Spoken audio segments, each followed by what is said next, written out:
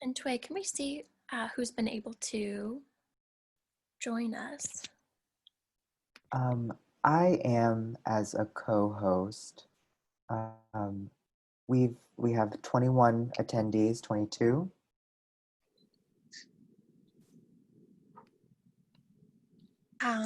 We will get started then. Hi, everybody. Thank you so much for being able to join us this afternoon. We're really excited to be launching RISD Zero Waste Alumni Affinity Group, RISD's newest affinity group. And it's appropriate that we're here on Earth Day to begin the first of many discussions around climate issues and the subsequent effects of climate change and waste on world populations. I am Annie Keating. I am a 2017 graduate of the textile design program. And I'll pass it over to Juliana. Hi, I'm Juliana Sohn. I'm a photographer. I graduated from RISD in 1992. That's my son. He's having Zoom school. Anyway, and then the other co-founder is Callie. Hello, hi, I'm Callie Clayton. I'm a 2017 RISD Textiles graduate also. And we're really excited for Janet to be here with us today. So our guest today is Janet MacGillivray, and she's an environmental attorney and social change activist with expertise in water and health.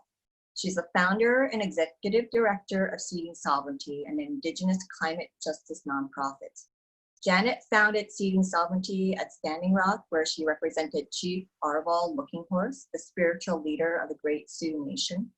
Seeding Sovereignty is a women-led collective that applies indigenous knowledge towards social and environmental solutions. Janet is a former whistleblower and has worked in legal and leadership positions at the EPA and national and international NGOs. She is here today to talk about her organization, Seeding Sovereignty, and the work they're doing, and share ways that we can all get involved with Earth Day. Janet, thank you for joining us and taking time out of this busy week. Would you like to start us off with a land acknowledgement? Yes, thank you so much, and it's a genuine honor to be here with all of you. Happy Earth Day. I want to share a few words that were taught to me. Okfanga Pohayadi Chinmashodage Doa, Universal Creator, your grandchild I am. I find this to be a beautiful way to acknowledge our relationship to Mother Earth and to understand our relationship and responsibilities on her behalf. To acknowledge the land that we're currently on and pay homage and respect to the people that have been here before and that will be here beyond us, I want to do a land acknowledgement, and it simply is a way to pay respect to those that we should uplift and acknowledge. As we gather today, we honor and recognize the original people and protectors of this land. We are here on land that is home to the Lenape people, the original guardians of this territory.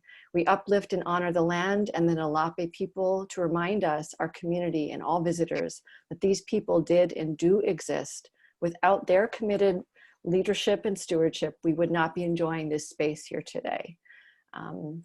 I invite everyone, wherever they are, to consider where their feet are planted and take a moment to acknowledge the land and the people that were the original stewards, that we are trying in our way today on Earth Day to be in some fraction as impassioned stewards as they have been. So thank you. Thank you so much, Janet. We're so lucky to have you here today. You know, I wanted people to get to know you a little bit, and maybe you could talk about your work as an environmental lawyer and what led you through that work to found Seeding Sovereignty. I was led to environmental work because what I perceived to be a lot of injustices to communities that didn't have the same access and were very overburdened by capitalist profiteering companies, and the sadness and the cycles of generations that were growing up without clean water and fresh air. I had a very particular interest in environmental health because I was seeing a lot of young people and children in different communities that were growing up with this, struggling to breathe due to asthma and a plethora of other issues that seem like it's really the environment is the commons for us all, but for some reason there were just these glaring injustices and inequities. And I was drawn to environmental law in particular to try to remedy some of that and to try to rebalance some of that and redistribute the access to what we all hold dear and actually our life force. We need clean water, we need breathable air, and we need a homeland to be sharing our family time with. So that was the main reason. I've often been in on the front lines with communities that could not have access to legal representation. I found myself invited over different moments of legal work to donate time and to frankly go to places that didn't have a representative that could navigate the bureaucracy that is EPA and DOJ where I have worked. And so I was finding myself having a couple of different jobs in government roles or in NGO roles. It was like my pro bono roles would start, at like 9 o'clock at night. And I found that my heart was really in the direct relationship with the people that I could sit and share a meal with and taste the water or see what was happening. And so I increasingly turned to frontline work and found it to be undeniably the focus of where I would continue to spend my career. I have built some incredible relationships based on trust with people throughout government and NGOs that assist me. No one does anything in a vacuum. And so I call on the heads of many of the big greens or people in government to help me navigate a little quicker through some things sometimes, because people ultimately do, wherever they're working, want to find a way to rebalance. Certainly Standing Rock is the best known recent gathering of people to come together and make a choice to travel, to see a reunification of indigenous tribes that was very historic, to have the different tribes come together after so much separatism and so much isolation on reservations and come together and stand for the water, which they find is the water of life, Mini-Wachoni, in defense and in defiance of a pipeline that they recognize as the black snake, and a spirit that actually should remain buried. Oil is a spirit that should be remaining buried under the ground. And it's through greed that we really grab for things below the ground that Mother Earth has buried for a reason when she offers so much above the land, the trees, the sunlight for solar energy. And so really— Janet, there was so much, you're right that there was so much in the news about Standing Rock. Could you tell us, what is going on there now? Sure. It's sadly the pipeline was built. There has been an effort to expand the flow of the volume of the oil that's going through it. And there was a hearing that we testified in a couple of months ago. All these pipelines, which are segmented, are really so connected. And I think people get through these piecemeal approvals in government decision-making, even on very local levels, by pretending that these are separate segments that are not— obviously a pipeline can't work at Standing Rock if it's not connected to the rest of the pipe that's going throughout the rest of the country and even through to Canada. So sadly, they were approved to get the expansion of the volume through the pipeline, the Dakota Access Pipeline, and there are permitting issues that are still being challenged as part of the Keystone XL pipeline. There is, the fantastic news is that there is a pushback by the kind of leveraging of a unified effort by each community to say, well, really don't expand it there because the fallout to us downstream will be so great, or the extraction of the oil up north will be too much to bear. And then I think yesterday was the first day that, you know, we have a negative value of oil. I mean, the profit margins have completely tanked. And so it seems as if the systems that kind of uplifted and propped up in a very false way, with all the subsidies from the government, the bailouts from the banks and all of that, a system of energy that really is harmful in many, many ways, is tanking. And Yeah. so there's Yeah. some dramatics going on from the pipeline industry at this point, to push through whatever they can, you know, before Trump, frankly, is hopefully out of office. Yeah. So did you leave the law then to form a seeding sovereignty?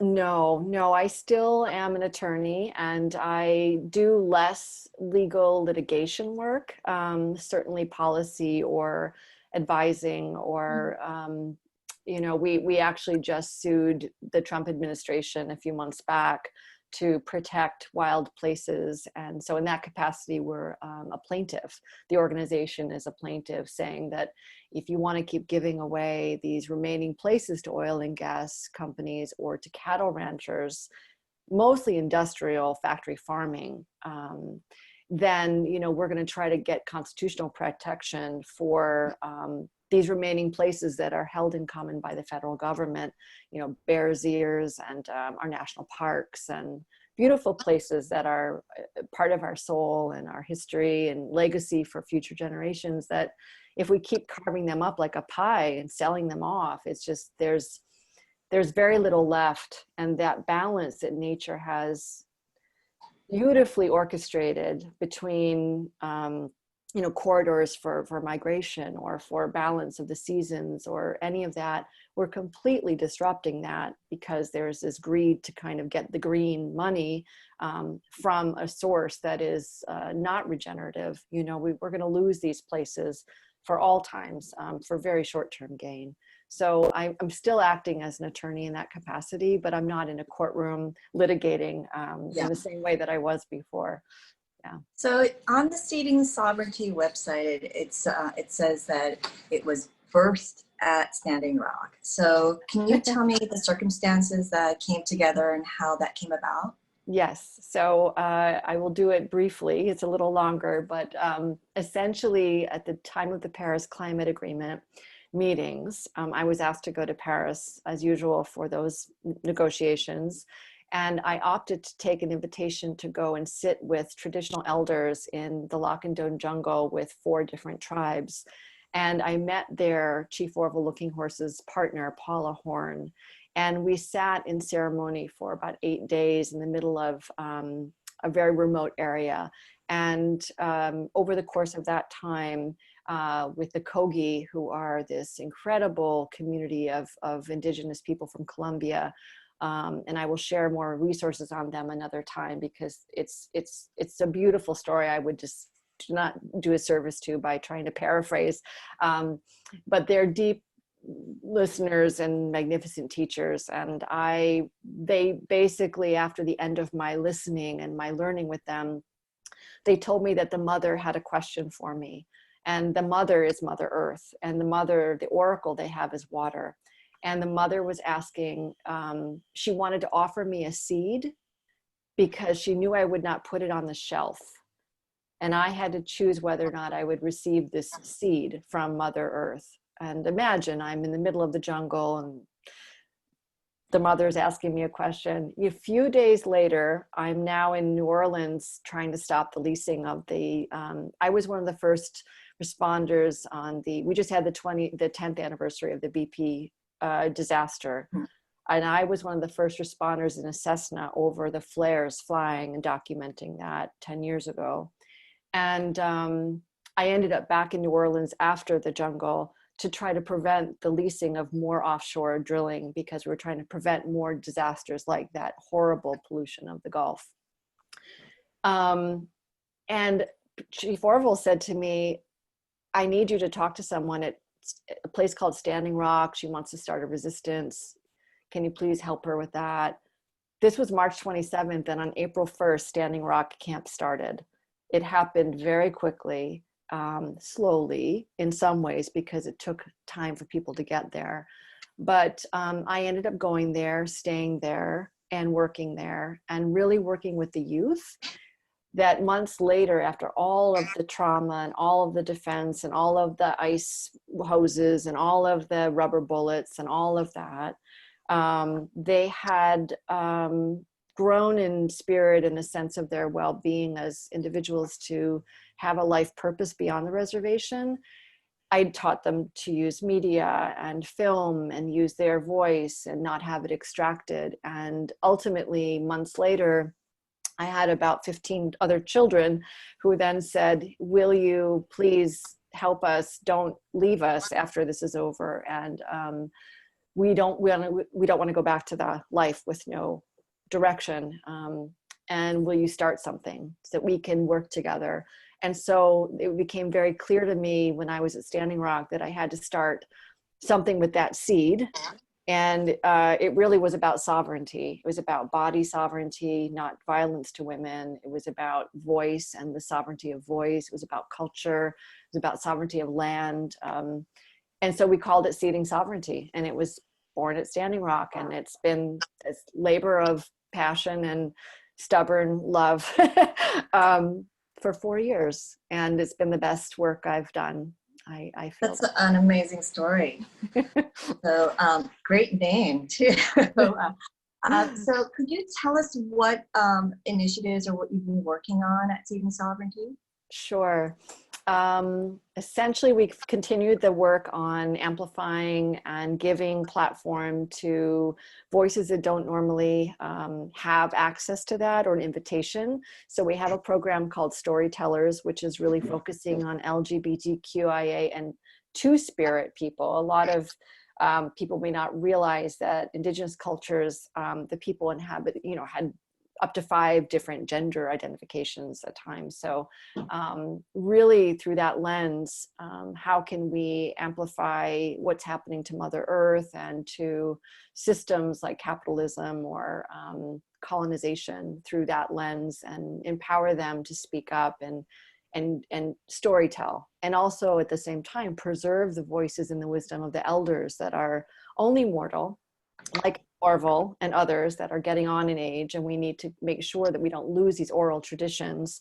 No one really writes these down, so how can we capture and preserve for other generations beyond us a time capsule of indigenous wisdom and ways? That's one project. Another is called Stopping the Pipelines to Plastic. As the death knell of the fossil fuel industry has been kind of tolling, a lot of the companies have found a secondary market for their fracked gas, and that's plastic production. And a lot of people probably on this call recognize that, our plastic bags and our petrochemicals come from oil.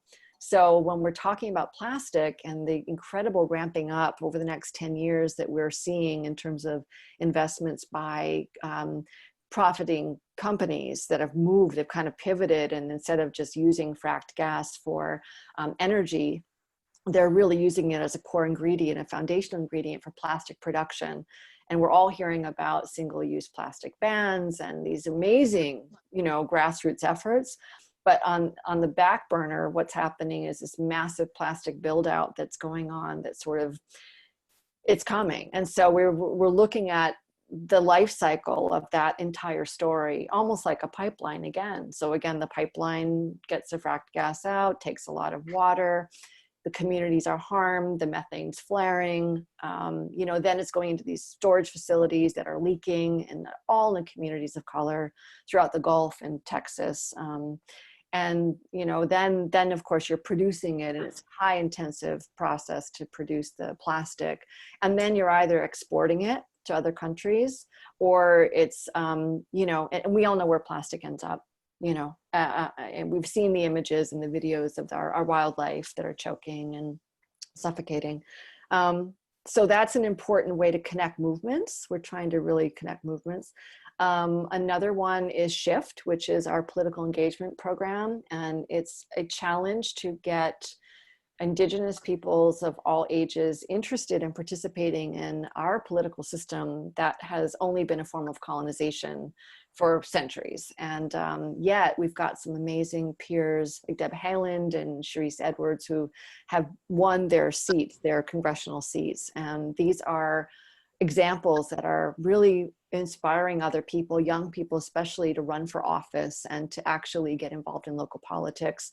Everything has, of course, had to transition online.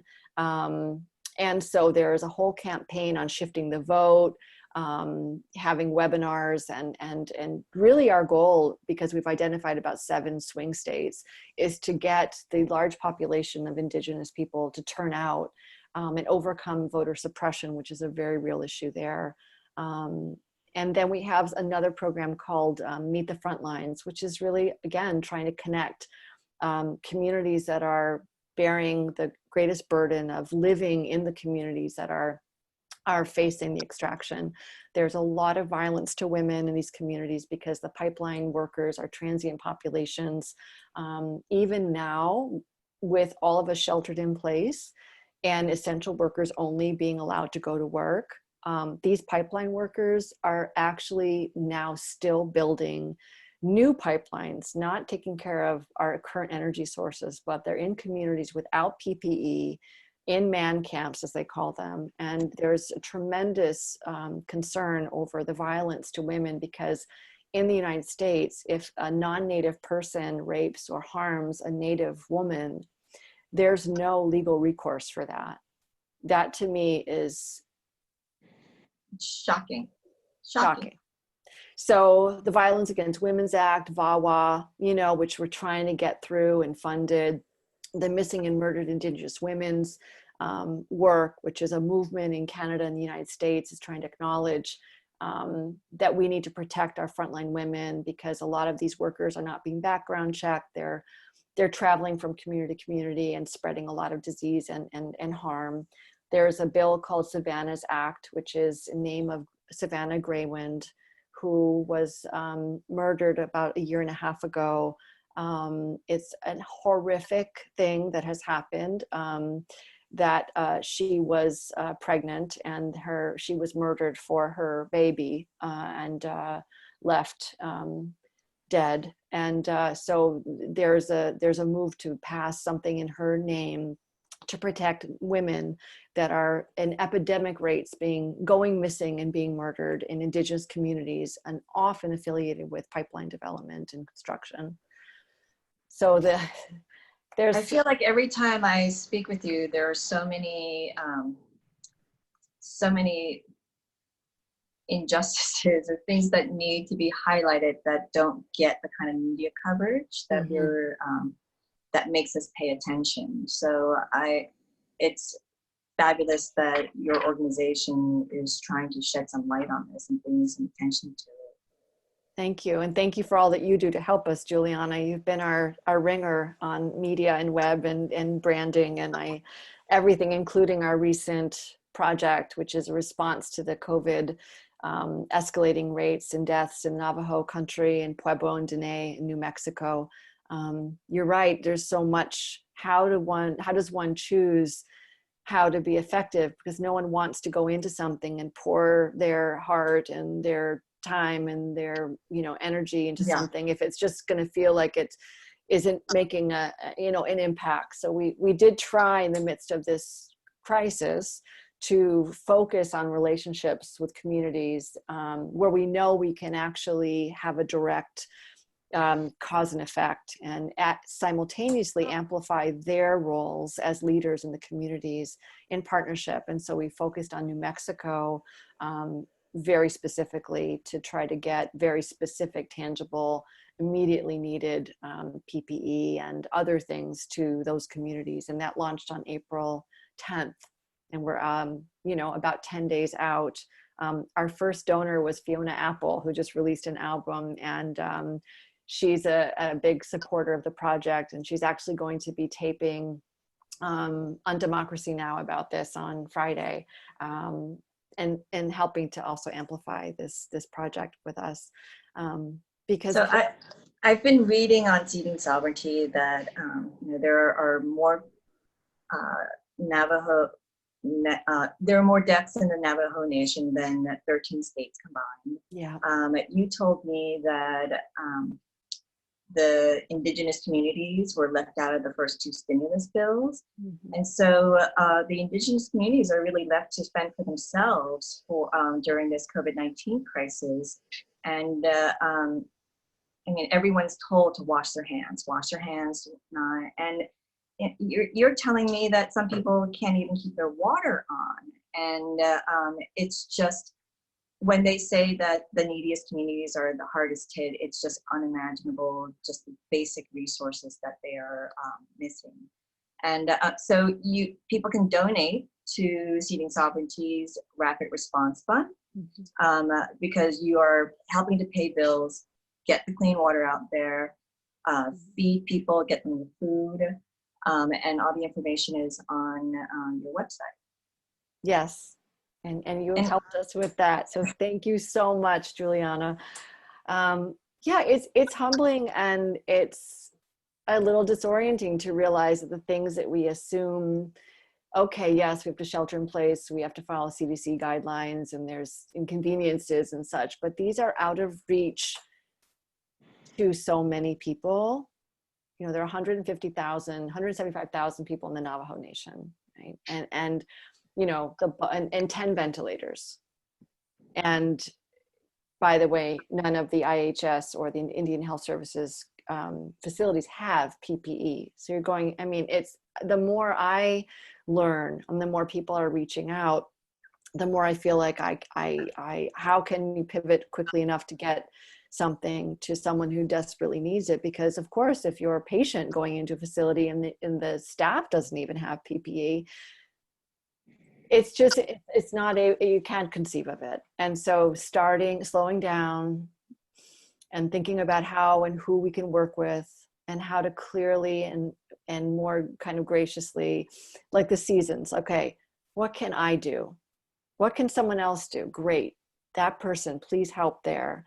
And a lot of environmental movement and a lot of environmental organizations are very territorial with credit and acknowledgement and funding. And having kind of grown up in that environment, I felt that we needed to de-expert the environmental movement and get back to the original idea of Earth Day, where people felt invited and called to show up as an individual, as a community member, as a parent, as a child, and simply put their body into the equation that felt like social solidarity.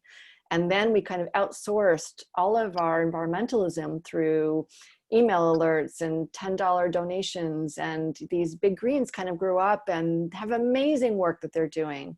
But it feels a little ivory tower-ish, you know, a lot of the times. And we don't always feel invited to contribute ideas. It doesn't seem like we might have a valid question. But honestly, the most, you know, important issues will never change.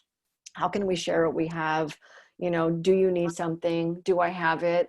Can we, you know, this scarcity model that we now have is made environmental movement work very difficult. And so part of what I've been trying to do is bring in people that care, that just want to do something. And certainly while I may have a certain expertise, I don't know a fraction of what needs to be known or done.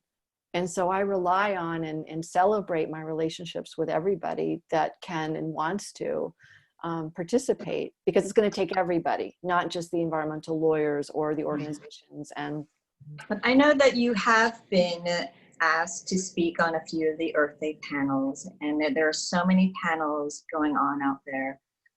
Could you share which panels you're speaking on, and also maybe share a few that you think are worthy of our attention? Sure, I'd be happy to. I was asked to be on a panel, again, it's a school connection, so it's kind of nice in this context. In November, I was asked to help out with the organizing of the disruption of the Harvard-Yale football game around Thanksgiving on national television by the students at Divest Harvard that wanted to really put pressure on their administration to take their money out of fossil fuel investing banks and other kind of funders. And so a few months later, they're hosting a rally today, an online rally with Divest Harvard, and myself and Bill McKibben and a couple of other people are going to speak about divestment and the idea of what it is to understand that we all can take money out of this industry on a very personal level, and also highlight the largest banks that are going to look for the bailouts from the government during COVID, that are, the company's going to look for the bailouts. So that is at 5 o'clock today, and I'm happy to share that information in a little bit. We love that. Yeah. So there's that. Tomorrow, I invited Chief Orville Lookinghorse to join me on a panel at noon on Earth Day Live. The first one's on Earth Day Live, and the second one is as well. And it is going to be really talking about indigenous wisdom and climate change. And it was set up by an individual that invited me to come on. And I felt, as a student of Orville, that honestly I need to pay homage to his wisdom. And I asked if he would join. And he and his partner Paula are going to join. It's a rare opportunity to hear an indigenous elder who meets with presidents and the Dalai Lama and has this wisdom as the 18th bundle keeper of the Sioux Nation, and an incredibly powerful way of speaking in a language that is like poetry, and it just touches your soul. So that is tomorrow at noon, and I can share that as well. And other than that, there's a youth panel that I think is particularly exciting, trying to bring forth some of the young people to speak about climate change and opportunities with the Indigenous Environmental Youth Council. I can share that as well. And a particular speaker called Takaya Blaney, who I was actually kicked out of the most recent Conference of the Parties in Madrid with, doing a direct action.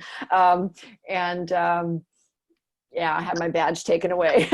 But anyway, it all that means you're doing something good. Yeah, You're yeah. doing something right. I went from being reporting with Democracy Now! And running into the middle of it to actually becoming part of the 9 that got kicked out of thousands. So anyway, you do what you got to do sometimes, and the moment may change. And as long as you're in good company, that's an example of nothing happening, right? Our government wasn't participating in the climate talks. We're not signing on to the the Paris Agreement.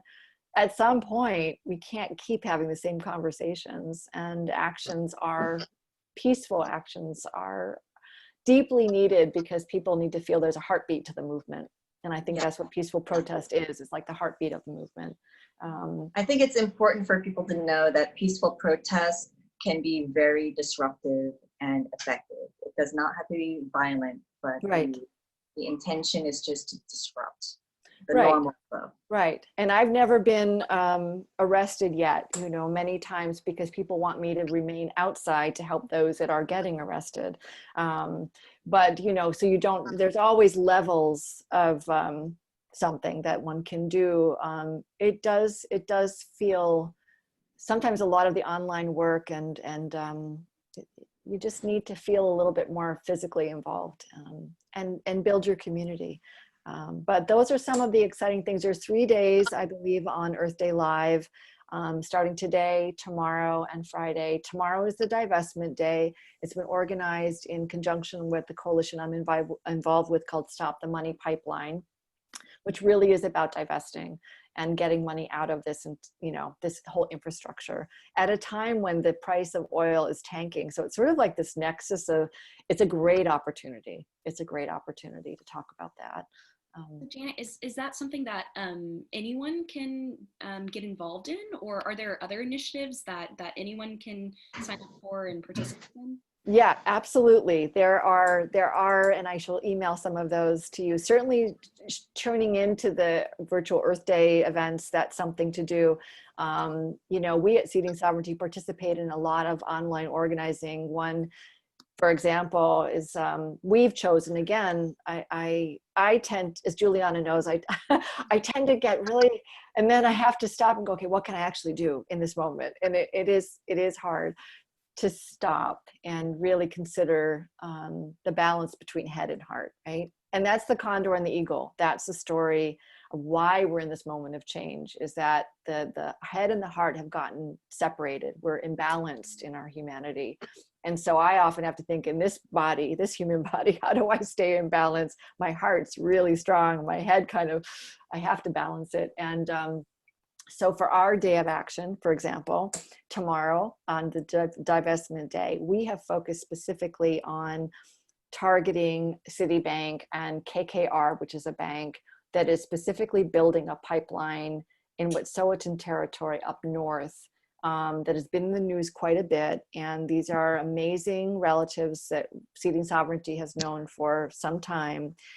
Tremendous women that have been living in this wild place that is so beautiful, and that is just for no reason other than greed, completely on the chopping block for another pipeline. And so we want to make sure that people understand what they can do, someone like yourself, Callie, to take action tomorrow when many others are taking action. So there's that kind of whirl of, solidarity and a feeling of doing something that matters, because it's a ripple effect with those you may know.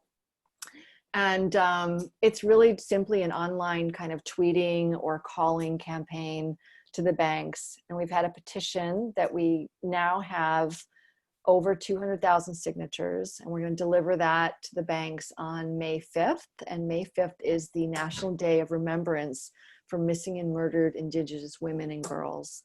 And so can we still sign the people on this? Yes, okay. yes, please. We'll put a link to the petition on our Affinity. Yes, and share it. And then at the same time, we're going to do a corny but important selfie campaign, that's, wear red, and because it's the color of our missing and murdered Indigenous women, and post it on whatever platforms one may have, and simply show solidarity.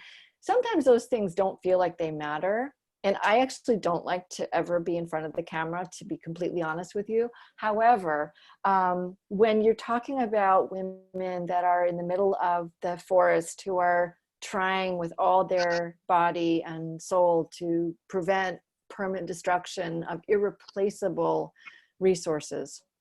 And as Orville says, these are sources of life. These are not resources. Our water's not a resource, it's a source. So when those people see that there are relative strangers sharing and amplifying their causes, and they see faces of other women, it lifts them in ways that I can't put into words. And they are taken with such a sense of safety, because they're seen, of sisterhood, and of appreciation.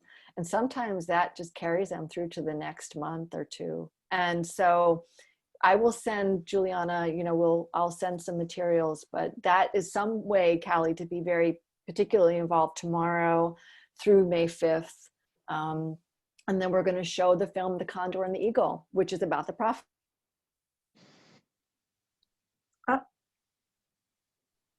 Are we experiencing a Wi-Fi connection issue? Perhaps a technical difficulty here.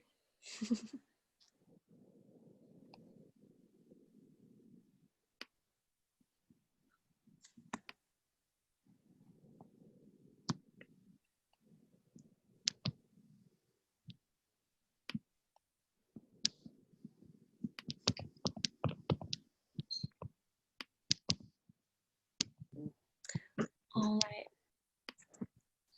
So I think we're just trying to see if, okay, it looks like maybe. I think she had a Wi-Fi issue.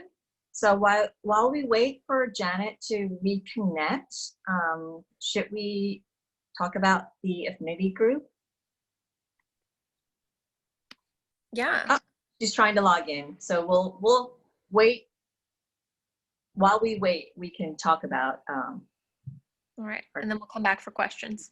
Yes. So what we hope for this affinity group is that we will be a collective community effort action-based group that can come together and solve problems around sustainability. We chose to specifically focus on waste and zero waste as an issue because as I felt that's particularly relevant, especially as we're speaking to Janet and she's talking about all of the interconnected issues that are impacting one another, that we felt like the entry point that we could be most effective in was in waste, and that if that is our focus, then we can affect other areas as well. Hi, Janet. I'm sorry, this Wi-Fi. Welcome back. Thank you. I know that we've kept you for a while, but we did have some questions. We have that we hope that you would have time to answer. Sure. So we have a few questions, and everyone listening, please go ahead and type in questions you have for Janet while we ask a few that we have. I see that we already received a few Q&A. Thank you so much. If anyone else has questions, please go ahead and keep them coming. But we were just thinking, Juliana, Annie, and I, and we were wondering what your thoughts, Janet, are on how this pandemic COVID will affect reuse within the public realm. For example, if we'll start seeing policy changes, do you think, recommending using single-use products instead of reusables, just how this situation is going to affect the public view of sustainability? I think that's a tremendous question, and I think there's nothing more empowering for people to have tried on their own to kind of get through different moments of creative adjustment during COVID, and hopefully feel that that creative spark has kind of inspired them to find other ways to find their voice, either through fashion and food and different things like that. But certainly the sustainability movement in New York is rapidly ramping up, and I know quite a few people in the sustainable fashion community that are looking to change a lot of the way business as usual has been done. I used to be on the board of something called the Cradle to Cradle Products Innovation Institute, which launched something called Fashion Positive, and it's the idea of cradle to cradle production, not using more water, not using more energy, and in the life cycle of a product in consideration in the design of it. And so certainly, Bill McDonough was a great mentor, and I was brought on to do environmental health and a little bit of the fashion side. But certainly people like Loomstate and Scott Hahn is a friend, or many others, Julie Gilhart, who used to be the creative director at Barney's and now is really an expert on sustainable movements. We're, those sorts of people, Slow Factory and other places that are trying very hard to kind of look at, when you go to produce something, is it needed? What is fast fashion, right? What is, and how can we start to look at during an election year, the very, very local initiatives that we all should be participating in. Activism is not simply, environmentalism is also about voting. So, we really have to vote for these things and run for office. Anyone should feel that if they're called to make a change, that they should step into that role and actually think, if you want to dream it and the policy is something that you feel would benefit others, and certainly reuse and recycling, those are initiatives that are going to be much more important during COVID. And I think beyond COVID, because people have learned that that's all they had to use, and hopefully they realize they need a lot less. So again, there's time, there's this moment, there's a moment with the fossil fuel industry and with the declining profits, and COVID giving us finally some places with the first clean air in decades, right? Breathable air. It's like people are not quickly going to forget that experience of something, and the experience of reusing or being creative to adjust what you have, reduce, reuse, recycle. How much do we truly need? Hopefully that empathic experience of our collective care and sharing with one another. You know, do you need something? You know, Juliana sent me a homemade mask. I didn't have one. And so it's like, you know, we all are taking care of each other. It's like a larger Standing Rock where people are not, you know, they're bartering, they're sharing. And hopefully that will, I hope very much that will continue. But there's a moment before that system gets shut back on again like a switch. And those that run the switch will push very hard to crank out the same old product and same old ways. And so I think there's a vacuum that can be filled with people like yourselves that are creatives that really want to see change and work on the policy level. Beautiful design, you know, give the examples that we need, like the Indigenous women running for office that got elected. It was like a groundswell of example that now other people are wanting to rise to join and say, oh, she did it. So if you have an idea for a policy, you know, meet with your local representative. You know, if you have an idea for a product or how it should be done, find that team and create that. And at least, you know, dream it enough and to feel confident that it's probably needed. So I hope so. I hope so. I believe so. Thank you. Thank you for the inspiring words, the inspiration to do so. I'm just going to move over to, we have two questions from two different people who are listening. I'm going to go ahead and ask those. Marcella had asked, what news sources and literature should we read or subscribe to that will shed more light on the struggles of underrepresented people, our environment, and other topics that are overlooked in our popular news media? Okay, that's a great question, because there's already the awareness that we're not getting the news that really does matter. Corporate news, you know, again, these companies often own the news networks. And so we're really being fed a product. The news is a produced product, right?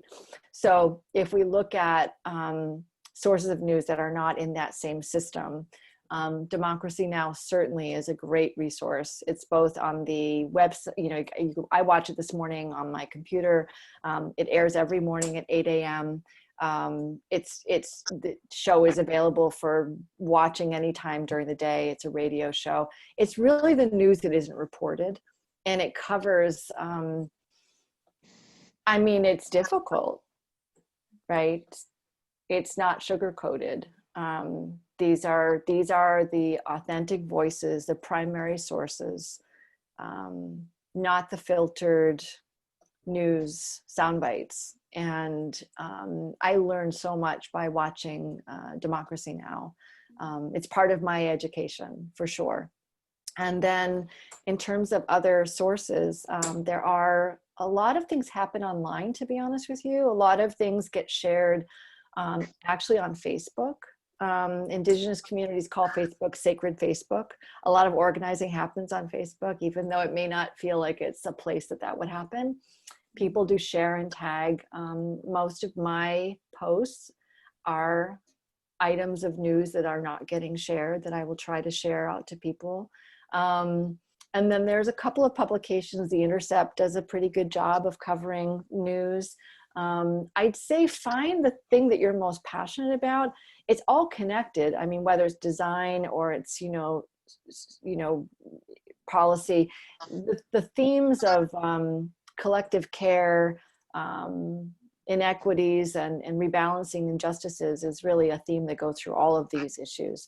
And so I think find the thing that you're most really passionate about learning, and then dig a bit deeper on what you're not seeing. And honestly, there are some beautiful websites out there that are struggling to be noticed, as Juliana was saying. I mean, we don't see these things.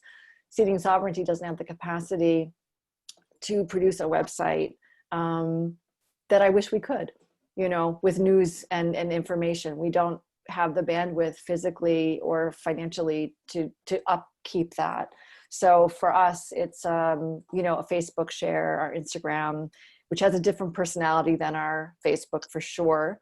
And then this is a great opportunity for any web developers or designers to help a nonprofit like Seeding Sovereignty with their website. Yes, yes, yes. The struggle is real. And there's a lot of, again, primary voices that we want to have speak to these issues. I mean, Howard Zinn or Noam Chomsky, both of whom I have known. Noam Chomsky's still alive, thank goodness, but Howard Zinn started something called the Voices of People's History. That is a wonderful resource for really the looking at our history and our cultural legacy. And I can share that information. I know tomorrow, actually there's a great panel tomorrow with Arundhati Roy at noon. And she is talking about the pandemic as a portal. And she is an author with Haymarket Books. And I'll send some of these resources over, but you know, the Voices of the People's History has amazing resources on things that have happened in the past. Democracy Now! Talks about like the reality, not the filtered, colonized version of the histories of this country or other countries. You know, Democracy Now! Really hits on the current events, extremely timely events. And then other publications like The Intercept goes deeper. Earther is an online magazine that talks about environmental issues that has some good resources. But I think follow what you're most interested in and just assume there's stuff you're not hearing about, and try to find that precious jewel under the rock and go spend some time there, or write about it yourself. Actually, we need more people caring enough to spend time, do some research, and create the story too. Well, thank you so much for coming today and sharing your expertise and your story. I want everyone to know that you can go to Seeding Sovereignty and check out Janet's organization and all the good work they do. Like I said before, they have a rapid response fund right now where they're asking for donations to help, you know, pay utility bills and buy the N95 masks and get food to the communities that are really, really hard hit out there. And there's also a mask donation in the works. They started out with 3 communities that they were serving, but it just grew because the need is so vast out there.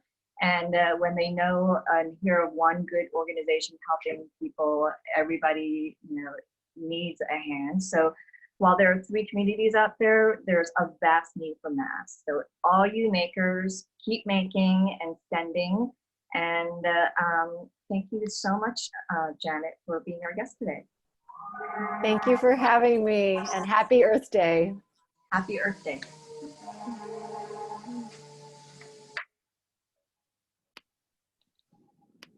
Wonderful. So Oh, go ahead, Callie. I just wanted to quickly say apologies. We didn't get to everyone's questions. We hope that Janet was able to answer in different forms to the other questions we weren't able to get to. Like we said, please reach out to us if we can help connect or, you know, help get answers to those questions. So thanks so much for everyone who wrote the questions. Yes. And thanks so much, everyone, for joining us today. As I was kind of touching on earlier, there are many points of entry to engage in topics of sustainability.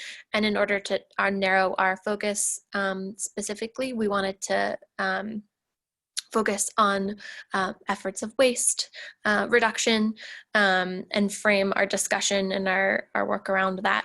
As a set of principles focused on waste prevention, the ultimate goal of zero waste is to reduce trash that's destined for landfills, incinerators, and for the ocean to zero. This idea encourages the redesign of lifestyles and resource life cycles to focus on reducing disposables before reusing, and then recycling as kind of a last effort to return those resources that are potentially being discarded back to useful lives. So we really hope that this affinity group can turn into a platform for us to share resources and just help encourage each other to implement these principles of zero waste into our lives and into our design practices as makers and into our work. And so we want this to be a space in which alumni can connect and collaborate on waste reduction initiatives, such as connecting designers to collaborate on projects that perhaps see a really great, for example, product out there that, you know, helps encourage reduction of waste. However, it's perhaps not designed in the most user-friendly way. So alumni come together and work to redesign or come up with suggestions to create better products, to make them more user-friendly, to help encourage the use of products that encourage not using single waste items. And I think it's become quite evident that it is impossible to be a zero waste practitioner or be you know, trying to have some kind of impact on climate change without getting involved in policy, trying to get bills passed, signing petitions. So we are going to be engaging in some political actions, and it may be to encourage you to go out and you know, come up with some designs for a nonprofit, or that, you know, signing bills. But we hope to have some actions that are not just local, but will impact laws. And we're interested in engaging in hosting some programming as well. Callie, Juliana, and I are specifically based in New York City. So when we were discussing how we would form this group, most of our programming ideas did center around things that would happen in New York. But as the current situation is evolving and we're moving online, we're talking more about what can we do with our broader RISD community. But we do hope to host some programming around mending and reusing, and hosting panel discussions with, you know, industry professionals who can provide insight and speak to the issues that we are engaging in and the goals that we're working towards. And before we leave, we've got just a couple minutes left. We wanted to talk a little bit about kind of our background specifically, so that you knew who we were. I am a textile designer by training, and have worked in the textile recycling space. So working in collections of discarded textiles, mainly in pre-consumer material, which means in fabric that's being discarded before it is has been used by an individual, coming from the kind of production stages, but am engaged in the conversation around textile and fashion, waste, and sustainability in New York especially. And I'm going to give a quick plug for Fashion Revolution as well. It is also Fashion Revolution Week, and I know Janet mentioned a little bit about of the work that's being done around fashion and sustainability, but Fashion Revolution is a great organization to look into if that's where your interest lies. Their work is focused more on labor rights than it is on waste, but it's another point of engagement.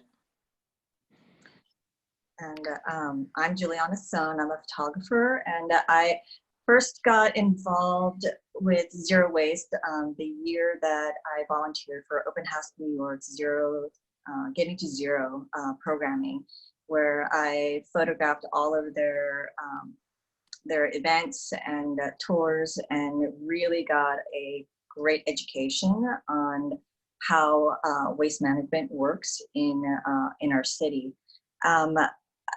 I am essentially a political being, and I read a lot of news, listen to a lot of podcasts, and so my interest, while I practice zero waste at home, has a lot to do with policy and what we can do that's actionable. Great. Thanks, Juliana and Annie. So once again, I'm Callie. I have a background in textiles, like Annie from RISD, of course.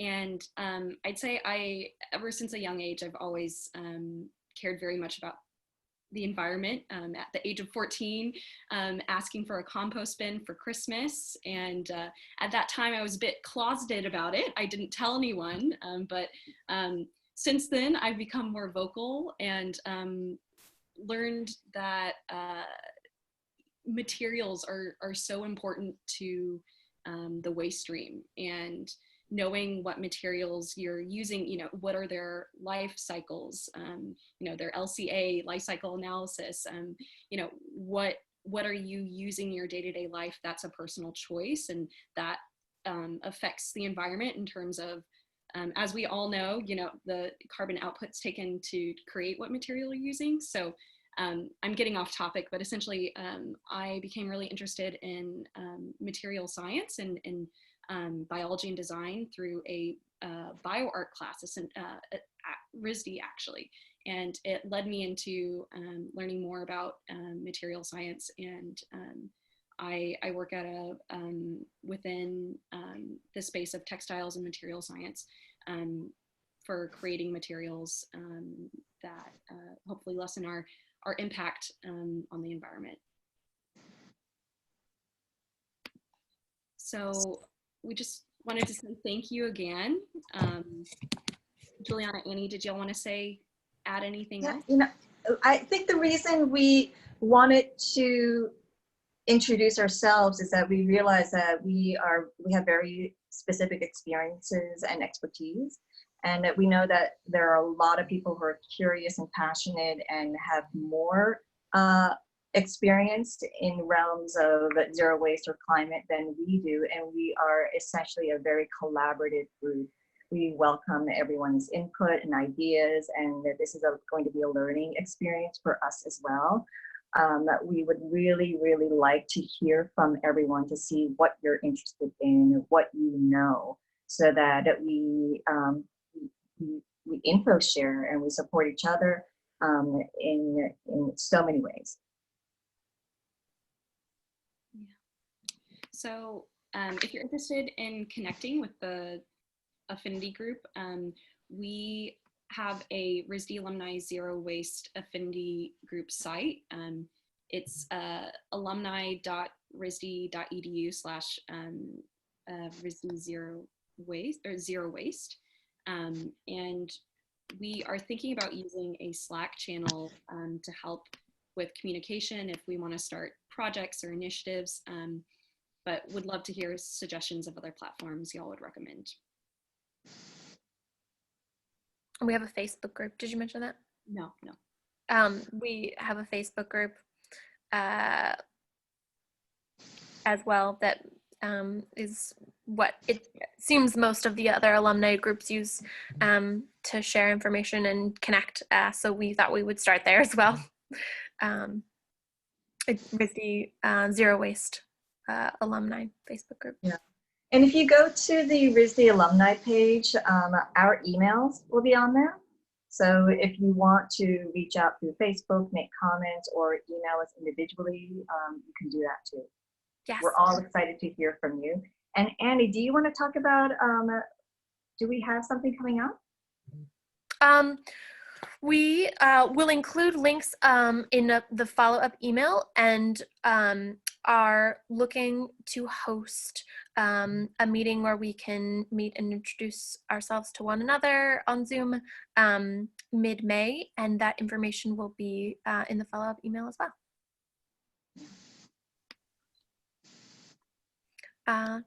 Thanks so much. All right, great. Thanks for coming. We are officially launched. Happy Earth Day, everyone. Happy Earth Day.